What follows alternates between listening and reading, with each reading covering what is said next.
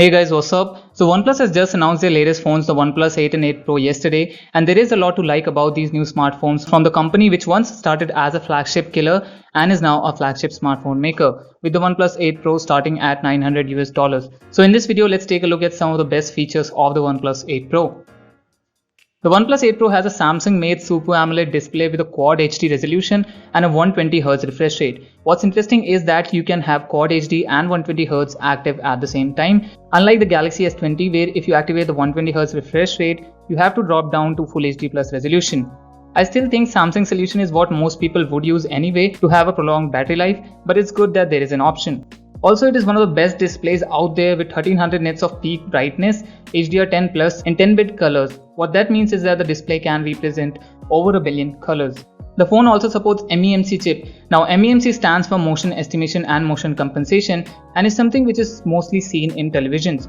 What this does is that it adds frames into a 24 or 30 FPS video and makes it a 120 FPS video for smoother playback. The OnePlus 8 Pro is the first handset from the company to support wireless charging and 30 watts of fast wireless charging at that, while Samsung offers 15 watts with the Samsung Galaxy S20, whereas the iPhone 11 series offers 7.5 watts at max.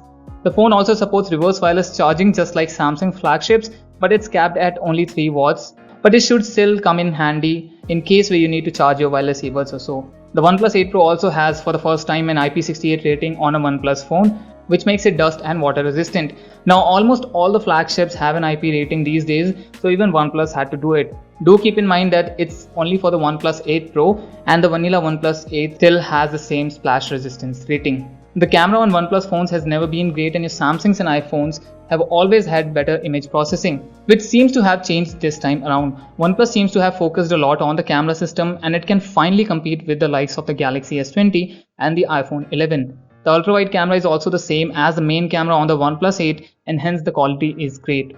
The OnePlus 8 uses a 48 megapixel Sony IMX689 image sensor along with the IMX586 as the ultra-wide camera, while the telephoto camera has an 8 megapixel resolution and gets 3x optical or lossless zoom. There is a fourth camera as well, a 5 megapixel color filter, and the least useful in my opinion. It is there just for the sake of it. So the OnePlus 7 Pro and 7T Pro had a pop-up camera mechanism due to which the phones were able to have an uninterrupted full screen front. The OnePlus 8 Pro on the other hand switches the pop-up camera with a punch hole camera on the left side, which seems like a downgrade, but that was necessary to have an IP rating. We can just hope that Samsung readies the under-display camera technology ASAP and we might see it on the OnePlus 9 Pro next year.